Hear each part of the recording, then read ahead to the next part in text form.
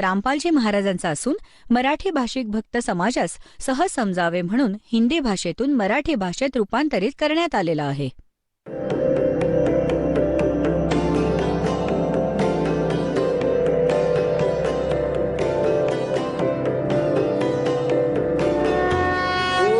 सब ज्ञान डी कबीर ज्ञान सो ज्ञान और जैसे घोड़ा तोब का करता चले मैदान.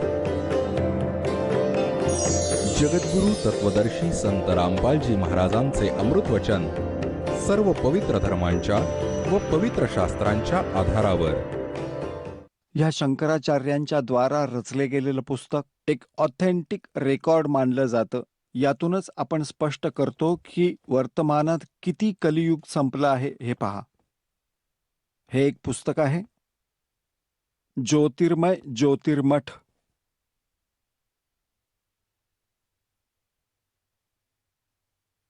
या इथे काही विवेचन दिलं आहे. ज्योतिर्मय ज्योतिर्मठ संपादक पण हे पहा स्वरूपानंद सरस्वतीजी महाराज. स्वरूपानंदजी ह्या इथं बसले आहेत. आत्ता वर्तमानात ते या गादीवर बसले आहेत. श्री स्वामी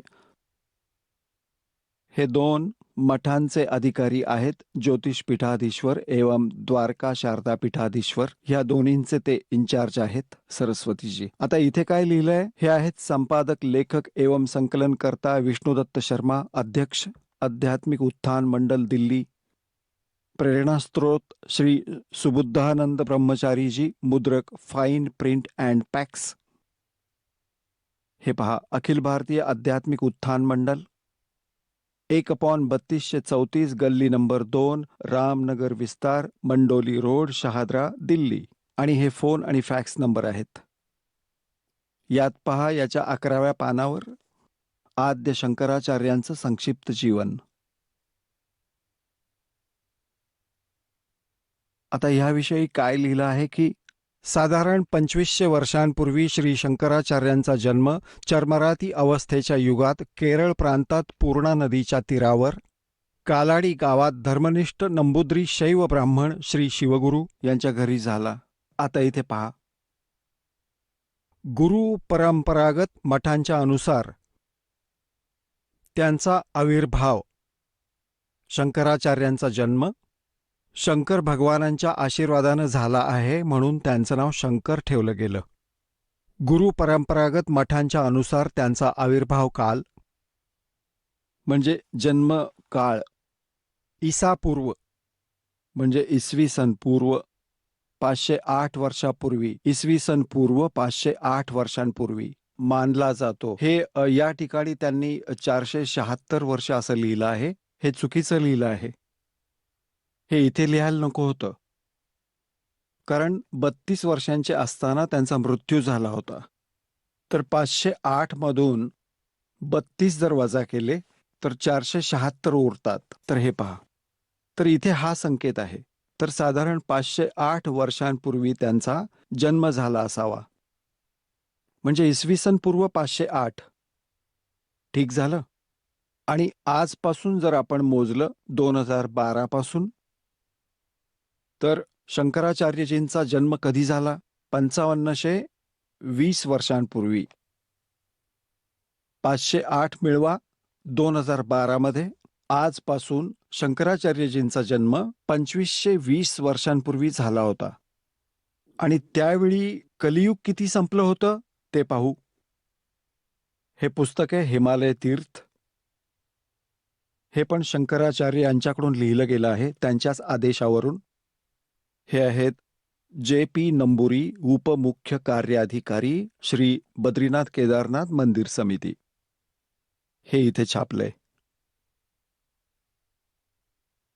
या इथून यांचे सगळे प्रकाशक आहेत रंजू चक्रवर्ती, 76A/1 बाम्माचरण राय रोड, कलकत्ता. हे मुद्रक आहेत गिरी प्रिंट सर्व्हिस, कलकत्ता. यातल्या 42व्या पानावर तुम्हाला दाखवतो 42. ही शंकराचार्यांच्या जन्माची भविष्यवाणी आहे.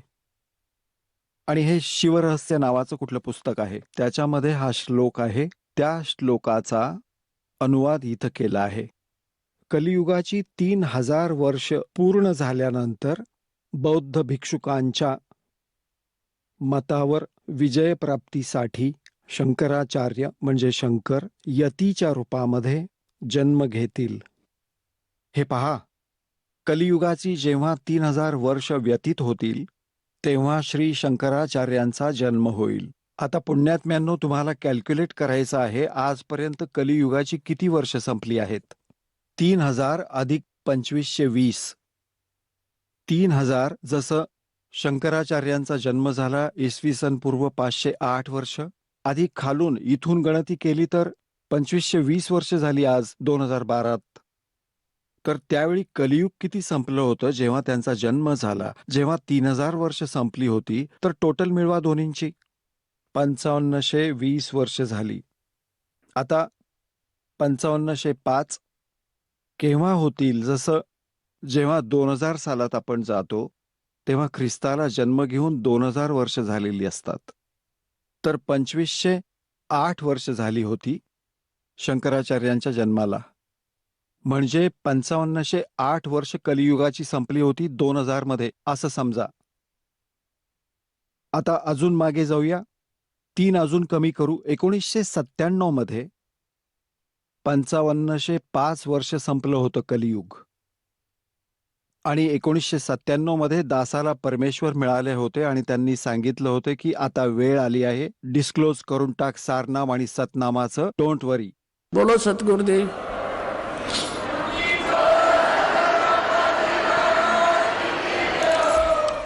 आता पुण्यात्म्यांनो, असा विचार करू नका की दास बनावट बोलून आपल्याला मूर्ख बनवतो आहे. उलट तो आपल्याला बुद्धिमान बनवतो आहे आणि सत्याची ओळख करून देऊ इच्छित आहे की त्यावेळी दासने यांना पाहिलं सुद्धा नव्हतं की हे, आणि कबीर सागराला इतकं सखोल जाणलं नव्हतं. परंतु मालकाने जे लेख लिहिले वेळोवेळी ते आपोआप होत गेले. आता पहा, सन 1997 मध्ये कसं तुम्हाला खरं वाटेल पहा. दासांनी एक पुस्तक लिहिले, आध्यात्मिक ज्ञानगंगा, आणि जे आपल्या हातामध्ये आहे यामध्ये एक लेख आहे. 538व्या पानावर यथार्थ कबीर पंथ परिचय नावाचा एक लेख आहे. आणि यात इथं लिहिलं आहे, ह्या दासाला म्हणजे रामपाल दासाला परमेश्वर कबीर साहेबजी संवत 2054 मध्ये फाल्गुन मास शुक्ल पक्ष एकम मार्च 1997 मध्ये दिवसा 10 वाजता भेटले होते आणि सार शब्दांची वास्तविकता आणि संगतीला दान करण्याचा योग्य वेळेचा संकेत देऊन ते अंतर्धान पावले होते. आणि यांना म्हणजे मला परमात्मा भेटले होते. यांना पुढील आदेशापर्यंत रहस्ययुक्त ठेवण्याचा आदेश दिला होता. आणि मग परमात्म्याने अजून एक अनमोल खजिना आता 10 दिवसांच्या आत आपल्याला दिला आहे. हे मी आपल्याला सांगू इच्छित आहे दास. हे पहा, एक आहे सूक्ष्म वेद बोध. यात परमात्म्याने 600 वर्षांपूर्वी सांगितलं होतं, धर्मदास, एक अशी वेळ येईल की सर्व विश्वात माझंच ज्ञान आणि माझाच महिमा राहील आणि सगळं ज्ञान, सगळे पंथ हे समाप्त होतील आणि फक्त एक पंथ राहील. हा आहे कबीर सागर. हा तोच कबीर सागर बोध सागरचा खंड आहे. यात अध्याय आहे स्वसमवेद बोध. आणि इथं पहा 171 पानावर इथं परमात्म्यानं 600 वर्ष आधी सांगितलं होतं धर्मदासाला. इथे हे खालून पहा, कबीर सत्य कबीर वचन म्हणजे कबीर परमेश्वराची वचनं आहेत ही. आता इथे कबीर साहेब बोलतायत, तर इथे पहा, इथे लिहिलं आहे की 5 सेंस और 500, 5500 जब कलयुग बीत जाए, जेव्हा 5500 म्हणजे 5500 वर्ष कलियुग संपेल तेव्हा महापुरुष फरमान जग तारण को आए.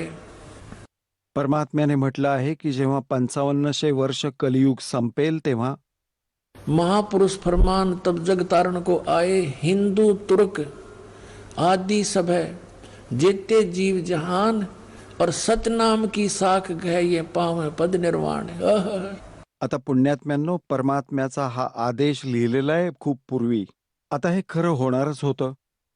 काय म्हटलंय की हिंदू तुर्क, हिंदू तुर्क म्हणजे मुसलमान, हिंदू मुसलमान इत्यादी अजून इतर जेवढे जसे काही शीख धर्म आहे, ख्रिश्चन धर्म आहे किंवा अन्य इतर वेगळे झाले, काही पंथ बनले, हे सर्व जेते जीव जहान और सतनाम की साख गहे म्हणजे सत्यनामाला प्राप्त करून पावे पद निर्वाण।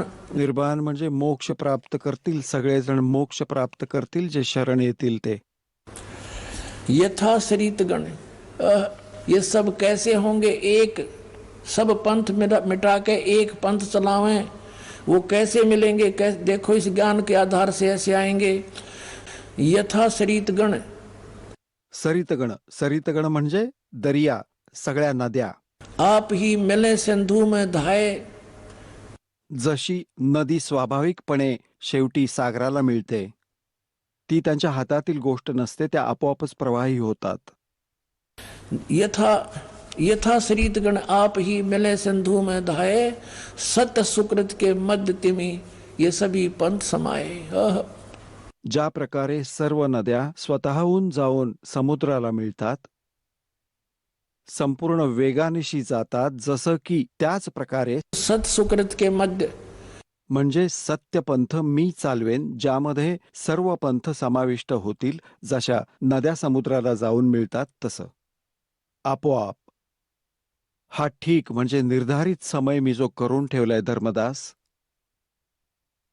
हे ठीक म्हणजे निर्धारित समयी जे करून ठेवलेलं आहे धर्मदास, जोपर्यंत ही ठीकची वेळ म्हणजे 5500 वर्षांचं कलियुग संपत नाही, तोपर्यंत तर माझी ही वाणी इतरांना अगदीच निराधार दिसू लागेल, जी सूक्ष्म वेदात म्हटलेली आहे. पहा, जब लग पूर्ण हो नहीं ठीक होती थी वार। जोपर्यंत हा निर्धारित वेळ येत नाही, ठीक म्हणजे निर्धारित वेळ, निश्चित वेळ. जसं की हा ठीकचा अर्थ दासाने बरोबर ओळखला, जसं आपण लहानपणी म्हणत असू, एक व्यापारी पैसे नहीं दे रहा है, आगे से आगे ठीक बता रहा है। ठीक म्हणजे स्थानिक भाषेचा हा शब्द आहे ठीक. तर ठीकचा अर्थ निर्धारित समय, निर्धारित करणं. तर ठीक परमात्मा म्हणतात की जेव्हा माझ्याद्वारे निश्चित केलेली ही वेळ 5500 वर्ष म्हणजे कलियुग 5500 वर्षापर्यंत संपत नाही, तोपर्यंत असंच राहील, असं कबीर सागरमध्ये भगवंतांनी म्हटलं आहे. आणि त्या दिवशी हे पूर्ण होईल. आता पहा, जब लग पूर्ण हुए नहीं ठीक, ठीके का यानी ठीक का तिथि बार, और कपट चातुरी तबलो ये सब संवेद निराधार है। माझी वाणी तोपर्यंत निराधारच जाणवेल. पुढे काय म्हणतायत? ये कपट चातुरी के आधार से लोग कहेंगे वैसे कह रखा है, ये सब संवेद झूठा है। सब ही नार शुद्ध तब, सब ही नर नारी शुद्ध तब, जब ठीक का दिन आवंत। जेव्हा माझी निर्धारित वेळ येईल ना, 5505 वर्ष जेव्हा संपतील कलियुगाची, तेव्हा तेव्हा म्हणतात, कपट चातुरी छोड़ के सब शरण कबीर गहंत। म्हणतायत सगळे नरनारी शुद्ध होऊन जातील, त्यांच्यात काही कपट राहणार नाही. त्यांना कळेल की हे सगळं पाप आहे. आपल्या प्रामाणिकपणाने कमाई करतील ते, म्हणजे फालतू खर्च बंद करतील. थोड्यामध्येच ते सर्व खूप कमाई करतील. आणि आपण एक्स्ट्रा पैसे खर्च करतो बिडी, तंबाखू अशा व्यसनांवरती. मोठमोठी घरं बनवण्यामध्ये आपल्या जीवनाचा सगळा वेळ व्यतीत करतो. विवाह लग्नांमध्ये बकवाद खर्च करतो. बिनामतलब खर्च करून आपण कर्जाखाली दबून जातो. तर हे सगळं सोडून दिलं जाईल. मग भक्तीचा आरंभ तर होईल, थोड्या पैशातच गुजारा होईल. तर असं सांगितलं आहे, पहा, सब ही नारी नर शुद्ध तब, जब ठीक का दिन आवंत, और कपट चातरी छोड़ कर सब शरण कबीर गहनते। कबीर साहेबांना शरण जातील, मला शरण येतील सगळेच्या सगळे. एक अनेक हव गए, हे जेवढेही वेगवेगळे पंथ, अलग अलग धर्म बनले आहेत, पुन अनेक हो एक, पुन्हा म्हणजे हे सगळे परत एकत्र होतील. एक अनेक हव गए हो गए और पुनः अनेक हो एक, हंस चले सतलोक को सब सतनाम की टेक. होय होय. आता पुण्यात्म्यांनो, सत्यनामाची ही किती किंमत सांगितली आहे की सत्यनामाच्या जपाने सर्व जे शरण येतील या दासाच्या माध्यमातून, रामपाल दासजींच्या माध्यमातून. तो सभी हंस चले सतलोक सब. कोण सगळे? जे सत्यनाम की टेक म्हणजे सत्यनामाला प्राप्त करून नियमित राहतील, सगळे सतलोकाला जातील, टोळी टोळीने जातील, मेळा भरवून जातील. सत्कर मान लियो पुण्यात्माओं. तुम्हाला कळणार सुद्धा नाही. जशी ही मुलं जातात प्रचार करायला, ऐसे जाया करेंगे सतलोक में. चलो सतलोक में, आपका एक कदम सतलोक में होगा. यहाँ से एक अनेक हो गए पुन अनेक हो एक, हंस चले सतलोक को सब सतनाम की टेक. हे सतनाम हे राधास्वामीवाल्यांना समजू नये म्हणून कसं परमात्म्याने लपवून ठेवलं होतं पहा. आणि हे नकली आहे हे समजून जाईल सहज. आपल्याला कसा विश्वास देतात ते की ते नकली आहे आणि हे असली आहे याचा. कारण की अनधिकाऱ्यांकडून हे सतनाम प्राप्त झालं ना 2 अक्षरांचं, त्याचा तसाही काही उपयोग होणार नाही, काही लाभच मिळणार नाही त्याचा. कोणी डुप्लिकेट, कोणी पासपोर्ट बनवतो, ते दोघेही दोषीच असतात. तर ते खूप उशिरा समजते की जेव्हा त्याचं सगळं चेकिंग होतं सतलोक, जाते समय तोपर्यंत सगळं संपलेलं असतं. आता इथे पहा पुढे काय सांगितलं परमात्म्याने. घर घर बोध विचार हो. होय होय. माझ्या ज्ञानाचा, बोध म्हणजे ज्ञान, घरोघरी विचार विमर्श चालेल आणि सबकी दुर्मती दूर बहाए. सगळ्यांची दुर्मती दूर होऊन जाईल. हाहाकार माजलाय, हे माझं ते माझं. सासू सुनांमध्ये म्हणजे सुनेचं आणि सासूचं की भांडणं होतील, शेजाऱ्यांमध्ये मारामाऱ्या होतील. बहन भाई का प्यार है आणि माया हाय हाय हो रही है. म्हणतायत हे सगळं शांत होऊन जाईल. कोणामध्ये या हाहाकार नाहीसा होईल. तुम्हाला कळेल की परमात्म्याची भक्ती करण्याने यातून सुटका होईल आणि जे मालिकला द्यायचं आहे तो इतकं देईल की तुम्हाला संपणार नाही. ये सत्कर मान लेना. हे पहा, घर घर बोध विचार हो दुर्मति दूर बहाए. कलयुग में एक हो कस एक है सोई और बरते सहज सुभाए. कलियुगामध्ये हे सगळे एक होतील और बरते सहज सुभाए. म्हणजे सगळे प्रेमाने राहतील. सगळ्यांना कळेल की दुसऱ्याच्या आत्म्याला हानी पोहोचवली तर आपलं किती नुकसान होतं, किती दुःख भोगावं लागतं. कहते कहा उगर का सुंदर हो. डाकू, चोर, लुटेरे ज्यांना तुम्ही क्षुद्र जातीचे म्हणता, जे कोणी वाईट कर्म करतात, म्हणतायत की हर सब की भवभीर और सो सत समान समदृष्टि है समृद्ध सत कबीर. की सर्व, कुणी कठोर असो, कुणी क्षुद्र असो, डाकू, चोर सगळे या गोष्टीचा स्वीकार करतील की आम्ही चूक करत आहोत आणि अतिशय सच्चाईने ह्या मार्गाला ग्रहण करतील. आणि खूप गर्दी म्हणजे बहुसंख्य लोक ह्या वस्तूला, ह्या सतनामाला, ह्या पंथाला ग्रहण करतील. आणि तो जो मार्गदर्शक असेल तो समान दृष्टीने, सगळ्यांना एक दृष्टीने आणि समान स्वभावाने, एक भावाने व्यवहार करेल आणि मग तो समर्थ सतकबीर असेल. बोलो सतगुरुदेव.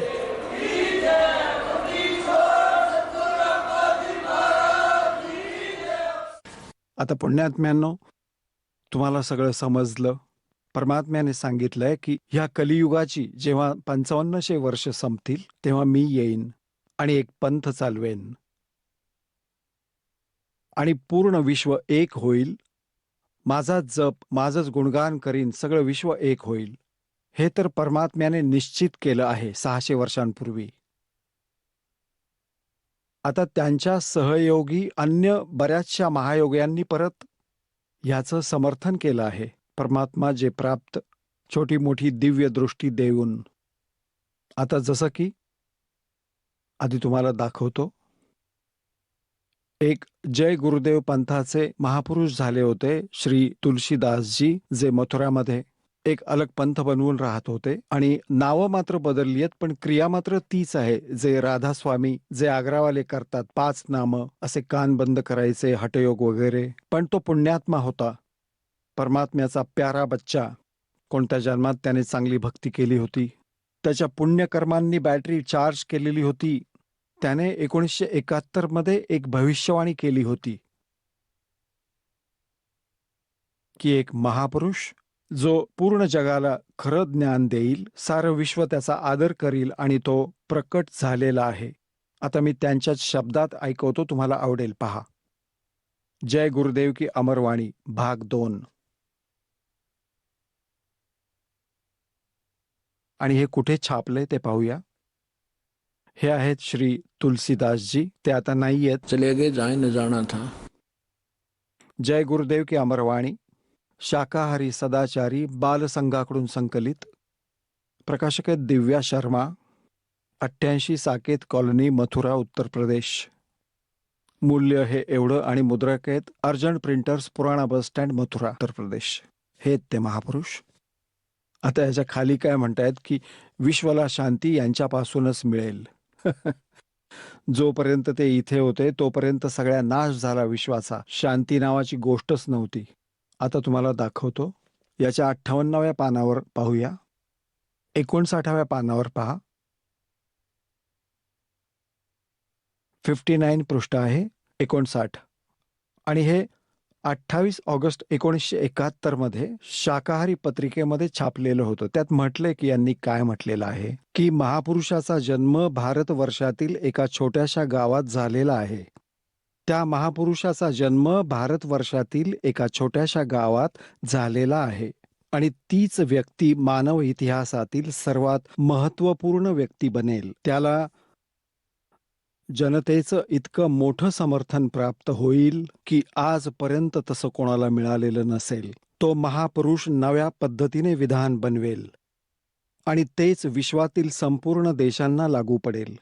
त्याचा एक ध्वज असेल, त्याची एक भाषा असेल. 28 ऑगस्ट 1971 मध्ये तुलसीदास जय गुरुदेववाल्या पंथाचे प्रवर्तक होते. त्यांनी भविष्यवाणी तर नंतर केली. त्यांनी सांगितलं की यात भविष्यवाणी पण दिली आहे की कसं होईल आणि यथार्थ वर्तमानवाणी सांगितली आहे की त्याचा जन्म झालेला आहे 1971 मध्ये 28 ऑगस्टला. मग लोकांनी विचारलं की भगवान, हे तर सांगा तो कुठे आहे. तुम्ही एवढं जाणताय तर हे तर सांगा तो कुठे आहे, तो कोण आहे, कुठे आहे, कुठल्याशा छोट्या गावात आहे, म्हणजे आम्ही त्याला शोधून काढू. तर यांनी परत काय सांगितलं यामध्ये 8 ऑगस्ट 1971ला पुन्हा सांगितलं, संकेत केला. पहा याच्याच 50व्या पानावर. हेच ते पुस्तक आहे, जय गुरुदेव की अमरवाणी, भाग 2. आणि याच्या 50व्या पानावर 7 सप्टेंबर 1971ला यांनी भविष्यवाणी केली आणि त्यात काय सांगितलंय की तो आहे अवतार जो 28 ऑगस्ट 1971 मध्ये त्यांनी सांगितला होता. तो अवतार ज्याची लोक प्रतीक्षा करीत आहेत. 20 वर्षाचा झाला आहे. पुण्यात्म्यांनो, ह्या दासाचा जन्म 8 सप्टेंबर 1951ला झाला आणि हा दास 7 सप्टेंबर 1971ला पूर्ण 20 वर्षाचा झाला होता. हे पहा.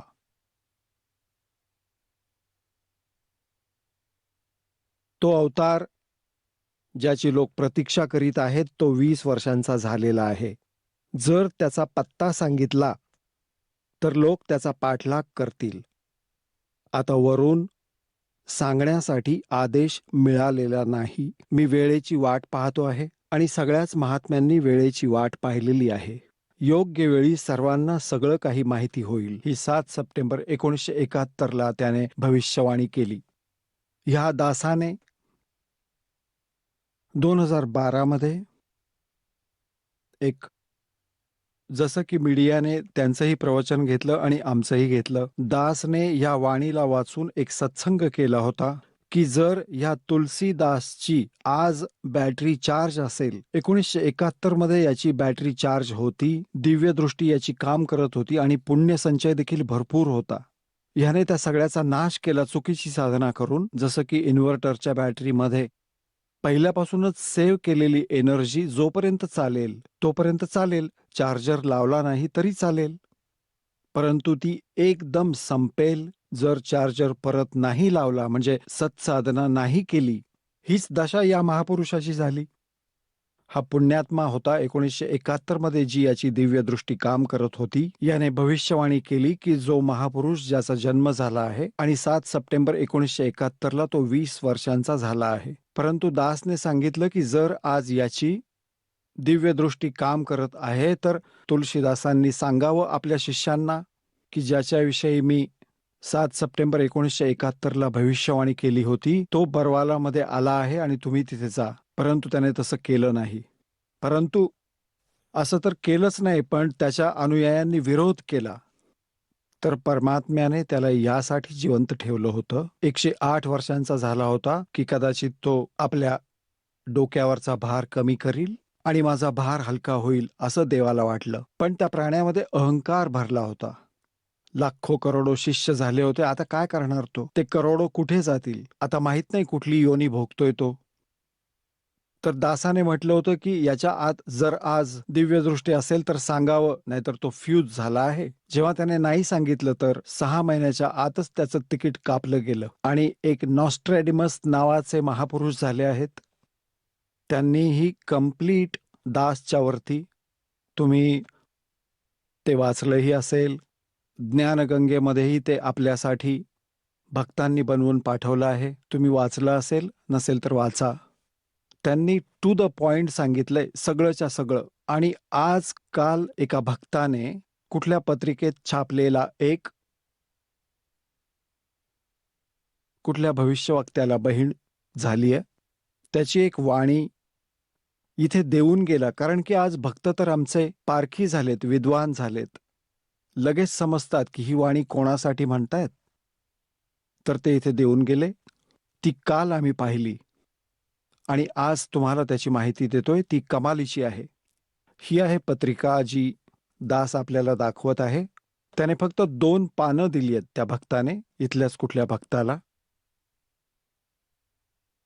याच्यात पत्रिकेचं नाव नाहीये, परंतु यात वाणी जी लिहिली आहे ती कमालीची आहे. पहा, यथार्थ आहे. त्यावर मग भक्तांनी त्याला YouTubeवर पण शोधलंय. तिथे जसंच्या तसं मिळालंय. पहा, आता तुम्हाला वाचून दाखवतो. फ्लोरेन्स नावाची भविष्यवक्ता होऊन गेली आहे अमेरिकेमध्ये आणि तिने ह्या दासाबाबत, एका महापुरुषाबाबत, हे तर तुम्हाला वारंवार सांगण्याची गरज नाहीये, कारण ते चांगलं वाटत नाही. तुम्हाला तर माहीतच आहे. सगळी लक्षणं तुम्हाला सांगितली जातील. तिनं म्हटलंय की हे पहा, विश्वप्रसिद्ध भविष्यवक्त्या फ्लोरेन्सने भविष्यवाणी केली की 3रं विश्वयुद्ध हे होणार नाही. ते भारताच्या प्रयत्नांनी टळून जाईल. एका दिव्य महापुरुषाच्या विचारधारेने भारतामध्ये काही आध्यात्मिक लोक सत्तेत येतील. त्या महापुरुषाचे अनुयायी त्यांच्या या नवीन विचारधारेला विश्वामध्ये पसरवतील. भारतच नाही तर पूर्ण विश्वातील लोक त्या विचारधारेनं प्रभावित होतील. भविष्यवक्त्या फ्लोरेन्सची महत्त्वपूर्ण भविष्यवाणी. आता पहा, ही आहे ती. सगळंच दाखवतो. हीच ती बहीण जिचा फोटो आहे. हे चित्र बनवलंय ह्या पत्रिकेमध्ये. ही एक भगिनी खडी आहे या इथं. तिची दृष्टी स्पष्ट दिसत आहे.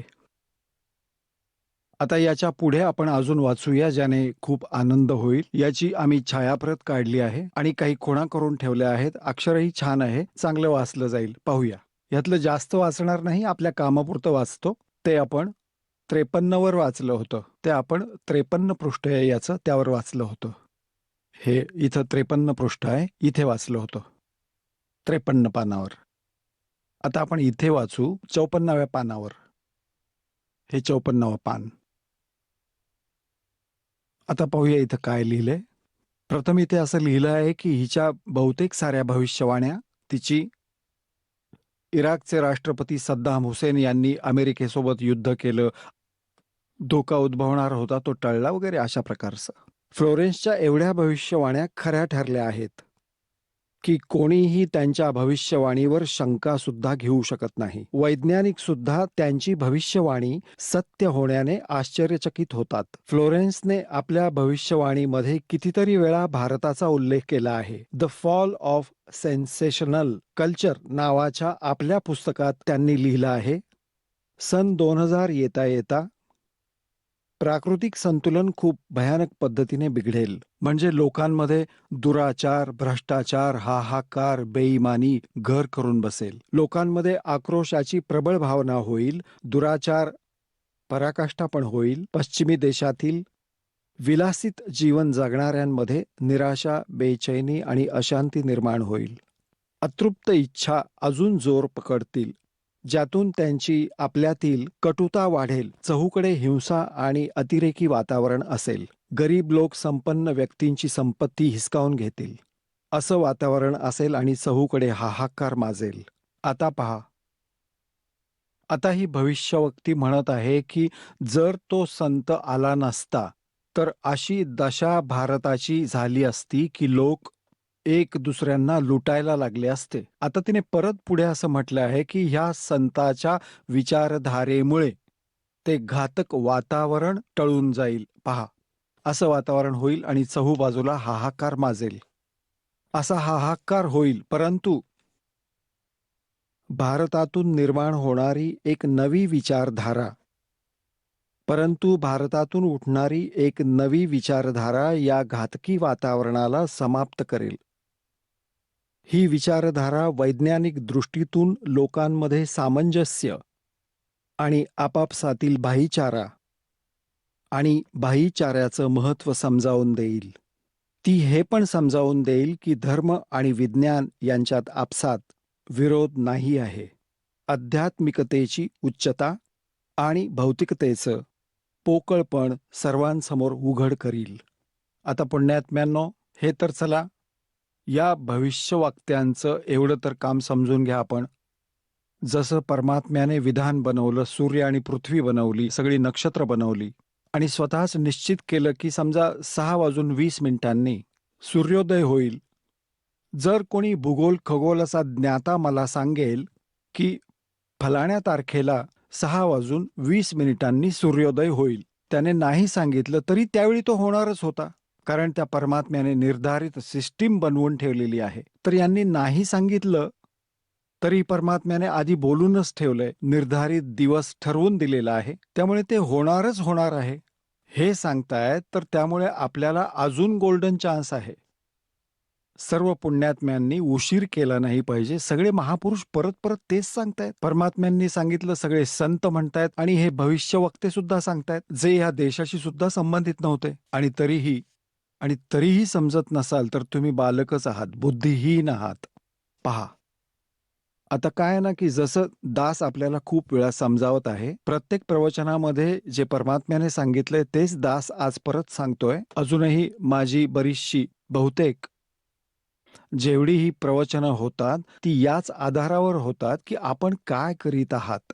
तुम्ही इथे अरबपती बनलात, खरबपती बनलात, दुनियेला लुटून लुटून, आणि ते सगळं सोडून गेलात. सर्व सोने की लंका थी व रावण से रणधीरम, एक पलक में राज विराजी जम के पड़े जंजीरम. चक्रवर्ती राजा होता, सगळ्या पृथ्वीवरती राज्य करत होता. आज उंदीर बनून एक बीळ खोदून त्यात राहतोय. व्यर्थ हे सगळं. कहते राम रटत निर्धन भला, टूटी घर की छान व सुंदर महल किस काम के, जा भक्ति नहीं भगवान. तर इथे ते असं सांगू पाहत आहेत की ह्या माता भगिनीने असं सांगितलंय की त्या संताच्या विचारधारेनं आध्यात्मिकतेची उच्चता आणि या भौतिकतेचं पोकळपण उघड होईल. आणि हे होते तुमच्या समक्ष, आणि सगळ्यांची आत्मा मानतीये याला की खरंच हे असं आहे. पहा, हे म्हणतायत की आध्यात्मिकतेची उच्चता आणि भौतिकतेचं पोकळपण सर्वांसमोर उघड करेल. मध्यम वर्ग त्या विचारधारेनं खूप प्रभावित होईल. तुम्ही या ठिकाणी जेवढे आला आहात, तुम्ही सर्वच्या सर्व मध्यमवर्गीय आहात, सगळेच. आणि पहा आता कसे प्रभावित होत आहात, कसे मानत आहात की दासाने जे बोलले ते फायनल आहे. ना कोणाला काही घेणं आहे ना देणं आहे. विवाह साध्या पद्धतीने करायचा आहे. आपण विवाहावर एवढा खर्च करतो आणि पुढे न जाणे किती कर्जाचा भार आपण वाहतो. जेव्हा ब्रह्मा विष्णू महेशचा विवाह केला होता दुर्गाने, ना कोणी वराड होतं ना वराती, ना कोणी जिलब्या बनवणारा होता, ना कोणी डीजे वाजवणारा होता. सरळ सरळ सांगितलं की हे घे बाबा, ब्रह्मा ही तुझी पत्नी सावित्री, आपलं घर थाट बेटा. लक्ष्मीला दिलं विष्णूला आणि सांगितलं की जा तुझं घर थाट. आणि शंकरजींना पार्वती दिली आणि म्हणाले, जा, झाला विवाह. आणि बाकीच्या ह्या सगळ्या गोष्टी बेमतलब आहेत ज्या आपण करतो. आपल्या डोक्यावर कर्जाचा भार वाढवून ठेवतो आणि या सोहळ्यात फुकट आणि व्यर्थ लुटले जातो. आता पहा, पोकळपण सर्वांसमोर उघड करेल. मध्यम वर्ग त्या विचारधारेनं खूप प्रभावित होईल. हा वर्ग समाजातील सर्व वर्गांना चांगल्या समाज निर्मितीसाठी उत्प्रेरित करेल. ही विचारधारा संपूर्ण विश्वात चमत्कारी परिवर्तन आणेल. मला आपल्या 6व्या अतींद्रिय शक्तीतून हे जाणवत आहे की ह्या विचारधारेला जन्म देणारा एक महान संत भारतात जन्मला आहे.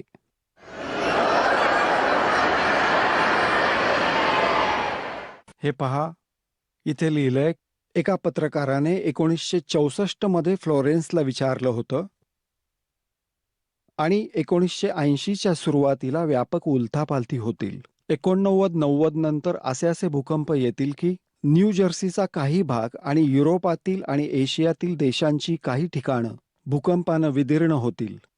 काही जलमग्न होतील. तिसऱ्या महायुद्धाचा आतंक सगळ्यांच्या डोक्यामध्ये बसलेला असेल आणि ते ह्या युद्धाची तयारी करतील. परंतु भारतीय राजनेता नाही, ते संताकडे निर्देश करतायत. तिसरं युद्ध ते समाप्त होईल. 1964 पर्यंत ती जिवंत होती. 1964 मध्ये तर ती तरुण होती. 10, 20, 30 वर्ष ती अजून जिवंत राहिली आणि आपले विचार सगळ्यांना सांगत राहिली. तिने त्यावेळीही सांगितलं होतं, 1964 मध्येही सांगितलं होतं की त्याचा जन्म झालेला आहे आणि तिला भविष्य दृष्टीतून दासाची आज वर्तमानातील जी स्थिती आहे तीही दिसत होती. हे पहा, मला आपल्या 6व्या अतींद्रिय शक्तीतून म्हणजे अंतर्प्रेरित शक्तीतून हे जाणवत आहे की ह्या विचारधारेला जन्म देणाऱ्या त्या महान संताने भारतात जन्म घेतलेला आहे. त्या संताच्या ओजस्वी व्यक्तिमत्वाचा प्रभाव सगळ्यांना चमत्कृत करेल. त्याची विचारधारा अध्यात्मच्या कमी होत जाणाऱ्या प्रभावाला पुन्हा नवी स्फूर्ती देईल. चहूकडे आध्यात्मिक वातावरण होईल. दास परत सांगतोय की जर परमात्मा ह्या दासच्या माध्यमातून परत आपली यथार्थ भक्ती प्रारंभ नाही केली तर येणाऱ्या 50 वर्षांनंतर हिंदुस्तान में कोई राम कहानियां नहीं पाओ, ऐसी हाहाकार मच जाती है. की यात हेच म्हटलं आहे की परत खाली जात चाललेल्या आध्यात्मिक क्षेत्राला हा पुन्हा उभारी देईल, असा याचा भावार्थ आहे. त्या संताच्या ओजस्वी व्यक्तिमत्वाचा प्रभाव सगळ्यांना चमत्कृत करेल. त्याची विचारधारा अध्यात्मच्या कमी होत जाणाऱ्या प्रभावाला पुन्हा नवी स्फूर्ती देईल. चहूकडे आध्यात्मिक वातावरण होईल. संताच्या विचारधारेनं प्रभावित झालेले लोक विश्वाच्या कल्याणासाठी पश्चिम दिशेकडे निघतील. हळूहळू एशिया, युरोप, अमेरिका यांच्यावर पूर्णपणे प्रभाव पाडतील. त्या संताच्या विचारधारेने पूर्ण विश्व प्रभावित होईल. त्यांच्या पावलावर पाऊल ठेवतील. पाश्चिमात्य देशातील लोक त्यांना पाश्चिमात्य देशातील लोक अमेरिका, इंग्लंड इत्यादी त्यांना ईसा, मुसलमान त्यांना एक सच्चा रहनुमा आणि आशियातील लोक त्यांना देवाचे अवतार मानतील. त्या महान संताच्या विचारधारेनं बौद्धिक क्रांती होईल. बौद्धिक म्हणजे चांगली, बुद्धिमान लोक त्याच्या सोबत असतील. पहा, बुद्धिजीवी लोकांची विचार पद्धती बदलेल. जे हे इंग्रजी जाणणारे मोठमोठे अधिकारी आहेत यांना देखील विचार करावा लागेल की तुम्ही करताय काय आणि करायला काय पाहिजे होतं. बुद्धिजीवी लोकांची विचार पद्धती बदलेल. त्यांच्यात ईश्वराबद्दल श्रद्धा आणि विश्वास याचे कोंब फुटतील. फ्लोरेन्सच्या मते त्या संताने भारतात जन्म घेतलेला आहे. ती ह्या संतावर खूप प्रभावित होती. आपलं एक दुसरं पुस्तक golden light of new era यातही तिने लिहिलंय की जेव्हा मी ध्यानस्थ बसते तेव्हा नेहमीच एका संताला पाहते. गौरवर्णीय म्हणजे गौरवर्णीय. त्या संताच्या ललाटावर एक वेगळंच तेज असतं. त्यांच्या ललाटावर आकाशातून एका नक्षत्राच्या प्रकाशाची किरणे निरंतर वर्षाव करत राहतात. आता पुण्यात्म्यांनो, आता पहा, ही अशा प्रकारे येते ही किरणशलाका, जशी परमात्मा बसलेत सतलोकात तिथून ह्या दासाच्या वरती ही आपली अशी किरणशलाका सोडली आहे. इथून आकाशातून येतीये आणि दासावरती परमात्म्याची शक्ती निरंतर बरसत आहे. त्यातूनच पुढे आपल्याला कनेक्शन दिलं जातंय. आता त्यालाच ही भगिनी म्हणत आहे फ्लॉरेन्स आपल्या दिव्य दृष्टीने पाहून की त्याच्या वर मस्तकावर म्हणजे त्याच्या डोक्यावर वरून आकाशातून नक्षत्रातून एक लाईट निरंतर येतो आहे जो त्याच्या मस्तकावर बरसतो आहे आणि तीच शक्ती पुढे आपल्यामध्ये जात आहे. पहा, जेव्हा मी ध्यानस्थ बसते तेव्हा नेहमीच एका संताला पाहते, गौरवर्णीय. आता पहा, इथं थोडंसं लिहायचं विसरले. फिर इन भक्तों ने अपना न एक बुक इसने बताई है, देखिएगा.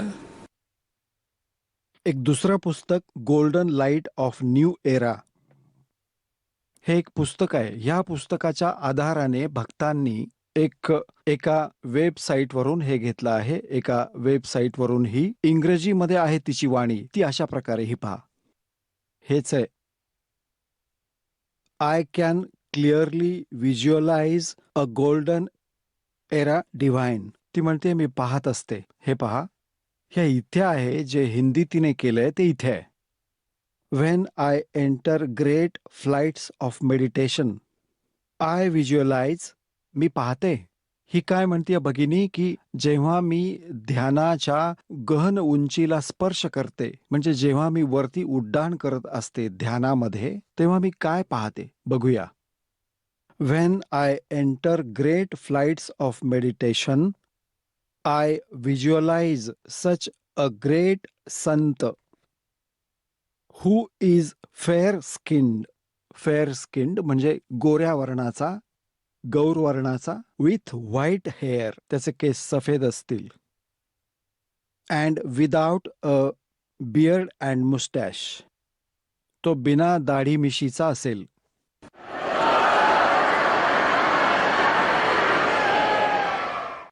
आणि त्याचे सफेद केस असतील.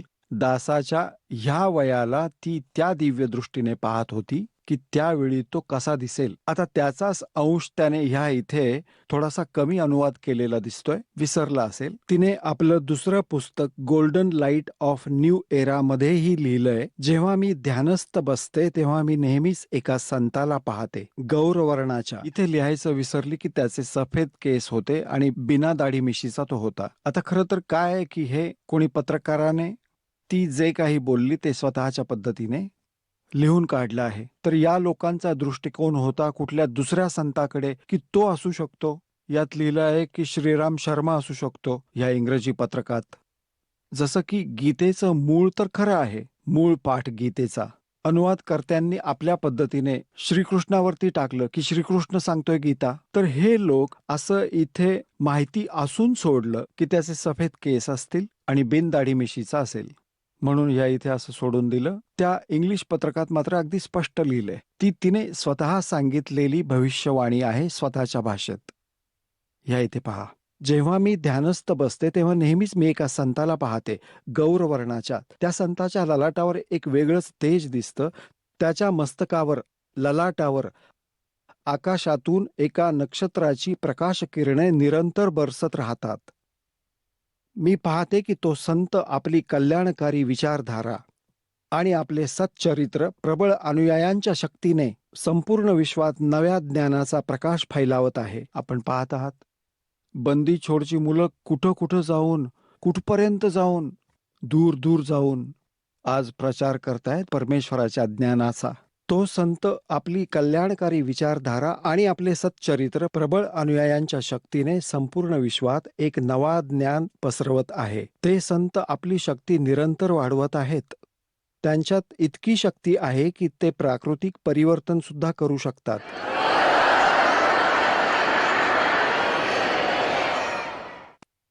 ते आपलं काम वैज्ञानिक पद्धतीने करतील. त्यांच्या कृपा आणि प्रयत्नांनी मानवीय सभ्यतेमध्ये नवी जागृती येईल. विश्वातील संपूर्ण जनसमूहामध्ये नव्या चेतनेचा संचार होईल. लोकशक्तीचं एक नवं रूप सगळ्यांच्या समोर येईल, जे सत्ताधाऱ्यांच्या मनमानी पद्धतीवर अंकुश लावेल. जे राजा लोक आपली मनमानी आणि बकवास करतात त्यांना त्या संताचे अनुयायी विवश करतील के बंदे बनकर रहो. बकवास खूप दिवस केलीत तुम्ही. विश्वातील समस्त जनसमूहामध्ये एक नवी चेतना संचार करेल. लोकशक्तीचं एक नवं रूप सगळ्यांसमोर येईल, जे सत्ताधारी यांच्या मनमानी वागण्यावर अंकुश लावेल. राजकारण्यांवरती मनोचिकित्सक आणि संमोहन कलेचे विश्वप्रसिद्ध ज्ञानी डॉक्टर मोरे बर्स्टीन यांची फ्लोरेन्सबरोबर चांगली मैत्री होती. एकदा फ्लोरेन्सने त्यांनाही म्हणाले होते की डॉक्टर, ती वेळ खूप वेगाने जवळ येत आहे जेव्हा सत्तालोलूप राजनेत्यांची अपेक्षा आपल्यासारख्या समाजसेवकांच्या गोष्टी समाज अधिक लक्ष देऊन ऐकेल. 21वे शतक येता येता एक नवी विचारधारा संपूर्ण विश्वाला प्रभावित करेल. प्रत्येक राष्ट्रात सच्चरित्र धार्मिक लोकांचं संघटन लोकांच्या डोक्यात बसलेल्या चुकीच्या मान्यतांना बदलेल. ही विचारधारा भारतातून प्रस्फुटित होईल, भारतातून निघेल आणि विश्वातील सर्व देशांमध्ये पसरेल. मी त्या पवित्र स्थानावर एका प्रचंड तपस्व्याला पाहत आहे, ज्याचं तेज खूप वेगाने पसरत आहे. मनुष्यातील निद्रिस्त देवत्वाला जागवण्यासाठी आणि पृथ्वीवर स्वर्ग बनवण्यासाठी हा संत दिवसरात्र प्रयत्न करीत आहे. एका पत्रकाराने 1964 मध्ये फ्लोरेन्सला विचारलं होतं की काय ती विश्वाचं भविष्य सांगू शकते. फ्लोरेन्सने याबाबत उत्तरात म्हटलं होतं की 1980 मध्ये हे होईल, 1980 मध्ये हे होईल, 1990 मध्ये, असं सगळं तिने सांगितलं होतं. पुढे काय म्हटलंय? तिसरं विश्वयुद्ध सुरू होईपर्यंत भारताच्या शासनाची सत्ता, ती म्हणतीये की विश्वयुद्धाचा आतंक सगळ्यांच्या डोक्यामध्ये बसून राहील आणि भारतीय राजनेता आपला प्रभाव आणि बुद्धीने तिसरं विश्वयुद्ध टाळण्यात यशस्वी होतील. तिसरं विश्वयुद्ध सुरू होईपर्यंत भारताच्या शासनाची सत्ता आध्यात्मिक वृत्तीच्या लोकांच्या हातात असेल, म्हणून त्यांच्या प्रभावाने विश्वयुद्ध टळेल. ते शासक एका महान संताच्या ओजस्वी आणि क्रांतिकारी विचारधारेनं प्रभावित होतील. ते त्या संताच्या प्रती अशा प्रकारे समर्पित होतील जसे वॉशिंग्टन स्वतंत्रता आणि मानवतेच्या प्रती समर्पित होते. न्यू जर्सी एक शहर आहे अमेरिकेत. न्यू जर्सीमध्ये राहणारी फ्लोरेन्स खरंच एक विलक्षण महिला होती. एकदा नेबेल नावाच्या एका व्यक्तीने यात पत्रकाराला असं सांगायचं आहे की असं दाखवतो आहे की एक पत्रकार होता अमेरिकेचा आणि तो तिची मुलाखत घेत होता आणि ती मुलाखत टीव्हीवर चालू होती, डायरेक्ट लाईव्ह. तर तो विचारत होता की तुम्ही एका संताच्या बाबतीत तर खूप काही सांगताय, पण माझ्या बाबतीत काही सांगा ना. हे प्रकरण एवढंच आहे, त्याला न वाचताही मी तुम्हाला पटकन सांगून टाकतो म्हणजे वेळ जाणार नाही. तर फ्लोरेन्स म्हणाली की तुझ्याविषयी सांगू. त्याचा उजवा हात घेतला आणि म्हणाली की तुम्ही जे आहात कुठल्या दुसऱ्या राज्यात सुद्धा प्रचार प्रसार कराल. तो म्हणू लागला की यात असं लिहिलंय की मी असं करू शकत नाही, तू माझी चेष्टा करतीयस, टिंगल करतीयस माझी. जर ह्या मुलाखतीला माझे सहकारी ऐकत असतील, माझे बॉस मला नोकरीवरून काढून टाकतील, दुसऱ्या राज्यात प्रसार वगैरे नाही करणार, पण माझी नोकरी मात्र जाईल, तू काय चेष्टा करतीयस. त्याच वेळी माझ्या मुख्य कार्यालयातून मला फोन आला. तो माझ्यासाठीच होता. मी उचलला. माझा बॉस बोलत होता की तू घेत असलेली मुलाखत मी पाहतोय. मी हैराण झालोय. आम्ही निश्चय केलाय, तुला न्यूयॉर्कमध्ये प्रचार प्रसारासाठी पाठवायचंय. उद्याच ते जाहीर करून टाकू. फायनल झालंय. मी हैराण झालोय. मी ती मुलाखत ऐकतोय की या फ्लॉरेन्सला कसं काय समजलं आणि तू लवकर ये, तुला तिकडे पाठवायचंय. तर सांगायचं तात्पर्य असं आहे की मुलाखत घेणारा असं सांगतोय की इतकी सत्य भविष्यवाणी होती, ती ज्या संताबाबत म्हणतीये ती भविष्यवाणी खोटी नाही होऊ शकत. आता पहा, आता या ठिकाणी पहा, हे मी सोडून दिले, इथं तेच तो सांगत होता. टीव्ही कार्यक्रमादरम्यान तिला विचारलं. मी म्हणालो, तो पत्रकार सांगतोय, तुम्ही भारतात जन्म घेतलेल्या संताविषयी तर कायम सांगत असता, मी स्वतःविषयी सुद्धा काही जाणून घेऊ इच्छितो, सांगा ना. फ्लोरेन्सने त्याचा उजवा हात पकडला आणि म्हणाली, तुम्ही लवकरच एका दुसऱ्या राज्यात प्रसारणासाठी जाणार आहात. नेबेल हे एका प्रसारण सेवेचे ते एक कर्मचारी होते प्रसारण सेवेचे. यावर ते हसू लागले. काही क्षणांनी ते म्हणाले, तुम्ही माझी छानच चेष्टा करता. जर माझ्या कंपनीचे कोणी अधिकारी हा कार्यक्रम पाहत असतील तर मी दुसऱ्या राज्यात जाईन की नाही माहिती नाही, पण लगेच मात्र मला कंपनीतून काढून टाकतील. तर शेवटी घोषणा असं लिहिलंय त्याने की तिथे आता म्हणतायत की नेबेलने जेव्हा फोन उचलला तेव्हा त्याला सांगितलं की आपण न्यूयॉर्कहून प्रसारणाचं काम सुरू करण्याचा निर्णय घेतला आहे. तिथे तुम्हालाही पाठवलं जाईल. आत्ता मात्र ही गोष्ट गुप्त ठेवा. याची घोषणा उद्या होईल. मी फ्लोरेन्स बरोबर तुमची मुलाखत टीव्हीवरती पाहत होतो. तो बॉस म्हणतोय.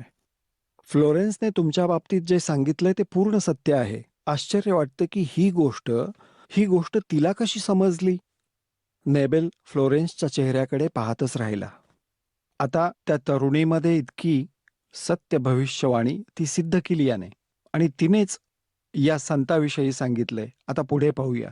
काही पत्रकारांनी त्यांना एकदा विचारलं होतं की ती भविष्याला कसं पाहते आणि गायब व्यक्ती आणि वस्तूंचा पत्ता तिला कसा लागतो. तर फ्लोरेन्सने सांगितलं, मला स्वतःलाच माहिती नाही की हे सगळं कसं घडतं. मी भविष्याच्या बाबतीत एक अतिशय महत्वाची गोष्ट सांगत आहे. परत परत सांगत होती ती की 20व्या शतकाच्या अखेरी भारतवर्षातून 1997च्या आसपास एक प्रकाश निघेल. हा प्रकाश संपूर्ण दुनियेला त्या दैवी शक्तींबाबत जाणकारी देईल जी आत्तापर्यंत आपल्या सगळ्यांना एक रहस्य बनून राहिली होती. एका दिव्य महापुरुषाद्वारे हा प्रकाश संपूर्ण विश्वात पसरेल. तो सगळ्यांना सत्मार्गावर चालण्याची प्रेरणा देईल. संपूर्ण दुनियेत एका नव्या विचाराची ज्योती पसरेल. जेव्हा मी ध्यानावस्थेत असते तेव्हा नेहमीच हा दिव्य महापुरुष मला दिसतो. फ्लोरेन्सने पुन्हा पुन्हा या संत आणि दिव्य महापुरुषाचा उल्लेख केला आहे. त्याबरोबरच हे पण सांगितलं की उत्तर भारतवर्षामध्ये एका पवित्र स्थानावरती तो आहे, बरवालामध्ये.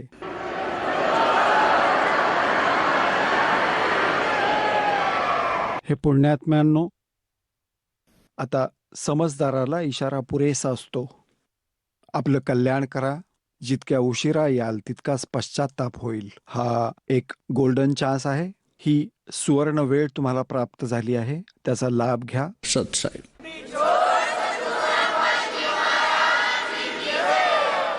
चला आता आपण त्या श्रद्धाळूंचे अनुभव जाणून घेऊयात ज्यांनी जगद्गुरू तत्वदर्शी संत रामपालजी महाराजांकडून दीक्षा प्राप्त केलेली आहे, तसेच त्यांच्याद्वारा सांगितलेल्या भक्ती मार्गावर चालत आहेत. नमस्कार. नमस्कार. आपलं नाव? नीता सतीश सागर. आपण कुठून आलात? जळगाव. आपला व्यवसाय काय आहे? कंपनीमध्ये कामाला जाते. संत रामपालजी महाराजांची गुरुदीक्षा आपण कधी घेतली? 18 ऑगस्ट 2019. संत रामपालजी महाराजांची गुरुदीक्षा घेण्या अगोदर आपण व आपला परिवार कोणती भक्ती साधना करत होतात? संत रामपालजी महाराजांची गुरुदीक्षा घेण्याआधी आम्ही ब्रह्मा विष्णू महेश यांची भक्ती साधना करत होते आणि महादेव आणि महालक्ष्मीवर जास्त भरोसा होता. त्यांची पूजा वगैरे आणि त्यांचे उपवास, महादेवाची म्हणजे 16 सोमवाराचे व्रत करायचे, श्रावण महिन्यामध्ये उपवास करायचे, महाशिवरात्र आणि महालक्ष्मीचे उपवास, गुरुवार शुक्रवार सगळे म्हणजे असे देवीचे उपवास करायचे आम्ही. जसं तुम्ही सांगत आहात की सुरुवातीपासूनच आपण भक्ती साधनात होतात. महाराष्ट्रामध्ये जी भक्ती साधना चालते, जसे मंदिरात जाणे, देवी देवतांची पूजा करणे, व्रतवैकल्य करणे, ही भक्ती साधना आपण करत होतात. तर मग मला असं विचारायचं आहे की संत रामपालजी महाराजांचा जो मार्ग आहे किंवा संत रामपालजी महाराजांची जी दीक्षा आहे याबद्दल आपल्याला माहिती कशी कळाली आणि आपण त्यांच्या शरणात कसे आलात? याबद्दल आमच्या बाजूलाच थोडंसं दूर एक माई राहतात. त्या माईंनी आम्हाला सांगितलं होतं, संत रामपालजी महाराजांची नामदीक्षा घेतलेली आहे त्यांनी आम्हाला सांगितलं होतं की आमचे गुरुजी असे आहे तसं आहे, असं म्हणजे त्यांच्यापासून त्यांची नामदीक्षा तुम्ही पण घ्या. पण आम्ही त्यांच्याकडे लक्ष देत नव्हतो. आणि मग नंतर काही दिवसांनंतर जेव्हा आमच्या घरामध्ये आजारी राहायला लागले, सर्व म्हणजे भरपूर असं दुःखावर दुःख यायला लागले, तेव्हा मग त्या परत आम्हाला सांगायला लागल्या की तुम्ही एक वेळेस आमच्या गुरुजींचं सत्संग पहा, त्यांना सत्संग पहा, पुस्तक वाचा. त्यांनी पुस्तक पण दिलं होतं आम्हाला, आध्यात्मिक ज्ञान का गोला पण आम्ही ते पुस्तक घेऊन असं बाजूला टाकून दिलं होतं. आम्ही त्यांच्याकडे लक्ष दिलं नव्हतं, कारण आम्हाला बाबा वगैरे कोणत्याच बाबांवर असा भरोसा नव्हता. त्याच्यामुळे आम्ही साईडला ठेवून दिलं. पण मग परत जेव्हा सत्संग पाहिले आम्ही, तेव्हा मग आम्ही परत ते पुस्तक काढलं आणि ते पुस्तक वाचलं. आणि मग त्यानंतर आम्ही 1-2 महिने सत्संग पाहिल्याच्या नंतर आम्ही नामदीक्षा घेतली. जसं तुम्ही सांगत आहात की संत रामपालजी महाराजांच्या ज्ञानाविषयी आपल्याला आपल्या जे शेजारी होते त्यांनी आपल्याला संत रामपालजी महाराजांच्या ज्ञानाबद्दल समजून सांगितलं आणि आपल्याला सत्संग बघण्याचा आग्रह केला. तर त्या अनुषंगाने आपण सत्संग बघितले आणि काही पुस्तकंसुद्धा वाचलेत आणि मग संत रामपालजी महाराजांची आपण नामदीक्षा घेतली. तर ह्या नामदीक्षेमुळे आणि जेव्हा आपण संत रामपालजी महाराजांशी जुडल्या गेलात आणि त्यांनी जी भक्तिविधी दिली आपल्याला, त्या भक्तिविधीमुळे आपल्याला व आपल्या परिवाराला काय काय लाभ प्राप्त झालेत? लाभ तर सर्वात पहिले म्हणजे आध्यात्मिक लाभ झाला आहे. आणि त्याच्यानंतर म्हणजे मला किडनीचा प्रॉब्लेम होता. तो प्रॉब्लेम म्हणजे किडनी प्रॉब्लेम म्हणजे मला एकच किडनी आहे जन्मतः. तर आणि त्याच्यामुळे मला काम वगैरे करता येत नव्हतं. माझ्या कंबर खूप दुखायची आणि मला मायग्रेनचा पण प्रॉब्लेम होता. डोकं खूप दुखायचं. तो पण प्रॉब्लेम माझा चांगला झाला. म्हणजे आता डोकं वगैरे काही दुखत नाही. किडनी प्रॉब्लेम पण काही नाही आहे. मी सर्व म्हणजे सगळं काम करू शकते. जड वस्तू उचलू शकते. सगळं काही करू शकते. आणि आमच्या घरचे जे मिस्टर आहे माझे, ते दारू वगैरे खूप प्यायचे, व्यसन करायचे आणि मटण मच्छी वगैरे सर्व काही खायचे. त्यांचं पण सुटून गेलं. त्यांनी पण नामदीक्षा घेतलेली. आम्हाला त्यांच्यापासून थोडा त्रास होता. दारू पिऊन आम्हाला मारझोड वगैरे आणि आम्ही असे घाबरून राहायचे, म्हणजे ते दारू प्यायचे. तर आता आम्हाला जेव्हापासून आम्ही संत रामपालजी महाराजांची नामदीक्षा घेतली आहे, तेव्हापासून आम्हाला काहीच त्रास नाही आहे. जसं तुम्ही सांगत आहात की पूर्वी आपले मिस्टर हे व्यसनी होते, ते दारूची नशा करत होते आणि आपल्या पूर्ण परिवाराला त्रास देत होते. तर मला असं विचारायचं आहे की संत रामपालजी महाराजांची नामदीक्षा घेण्या अगोदर त्यांची दारू सुटावी किंवा ते निर्व्यसनी व्हावे यासाठी आपण व आपल्या परिवाराने काही प्रयत्न केले होते का? प्रयत्न काय, आम्ही त्यांना सांगायचे की तुम्ही पिऊ नका, तुम्हाला त्रास होईल पुढे गेल्यावर. पण ते काही ऐकत नव्हते. आणि मग जेव्हा आम्हाला हे संत रामपालजी महाराजांचं माहिती पडलं, तेव्हा मीच म्हटली होती की जर या महाराजांमध्ये खरोखर शक्ती आहे, यांच्यामध्ये गेल्यापासून जर लोकांचे व्यसनमुक्त होतात, तर मी पण यांचं नामदीक्षा घेईल. पण आमच्या मिस्टरांचं जर चांगलं झालं, व्यसन सुटलं, तर मी पण नामदीक्षा घेईल असं. मग आमच्या मिस्टरांनी त्यांनी पण नामदीक्षा घेतली आणि त्यांचं व्यसन सुटून गेलेलं आहे. जसं तुम्ही सांगत आहात की संत रामपालजी महाराजांकडनं नामदीक्षा घेतल्यामुळे आणि त्यांनी जी सद्भक्ती दिली, त्या सद्भक्तीमुळे मानव समाजाला जे आज व्यसन जडलेलं आहे, त्या व्यसनापासून त्याची मुक्तता होऊ शकते. त्याचप्रमाणे एखाद्या व्यक्तीला काही शारीरिक पीडा असेल, ती पीडासुद्धा दूर होऊ शकते. तर ह्या अनुषंगाने जर एखाद्या साधकाला संत रामपालजी महाराजांची नामदीक्षा घ्यावयाची असेल, तर तो साधक किंवा ती व्यक्ती नामदीक्षा कशी घेऊ शकेल? तुमच्या TV स्क्रीनवर संत रामपालजी महाराजांचे सत्संग येतात. त्याच्यावर तुम्ही कॉन्टॅक्ट करून नामदीक्षा घेऊ शकता. त्याच्यामध्ये म्हणजे तुम्ही फोन लावून विचारपूस वगैरे असं करून नामदीक्षा घेऊ शकता. जसं तुम्ही सांगत आहात की संत रामपालजी महाराजांचे विविध चॅनलवर सत्संग येतात आणि त्या सत्संग चालू असताना आपल्या TV स्क्रीनवर काही नंबर फ्लॅश होतात. त्या नंबरवर जर आपण संपर्क साधला तर आपल्या जवळच्या नामदान केंद्राची माहिती मिळून तो व्यक्ती तिथे जाऊन नामदीक्षा घेऊ शकेल. परंतु त्या व्यक्तीला त्या नामदीक्षेसाठी किती पैसे मोजावे लागतील? नाही, तिथं जाऊन त्यांना काहीच पैसे द्यावे लागत नाही. आमचे संत रामपालजी महाराजांची नामदीक्षा बिलकुल निःशुल्क आहे. ते कोणी पण जाऊन घेऊ शकते आणि तिथं एकही रुपया लागत नाही. धन्यवाद सतसाहेब.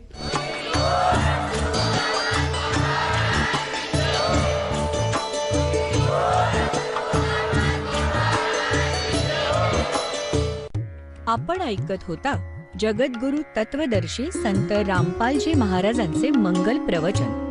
निःशुल्क नामदीक्षा प्राप्त करण्यासाठी आणि अधिक माहितीसाठी संपर्क करा 7030303951 7030303952. आमची वेबसाईट आहे www.jagadgururampalji.org. सर्व पवित्र धर्मांच्या व पवित्र शास्त्रांवर आधारित प्रमाणित अनमोल पुस्तक ज्ञानगंगा किंवा जगण्याचा मार्ग यापैकी कोणतेही एक पुस्तक निःशुल्क मागवण्यासाठी आम्हाला आपले पूर्ण नाव, पूर्ण पत्ता, पिनकोड सहित आणि फोन नंबर लिहून 7030303951 7030303952 नंबरवर SMS करू शकता किंवा आम्हाला 7030303950 नंबरवर व्हॉट्सअप देखील करू शकता.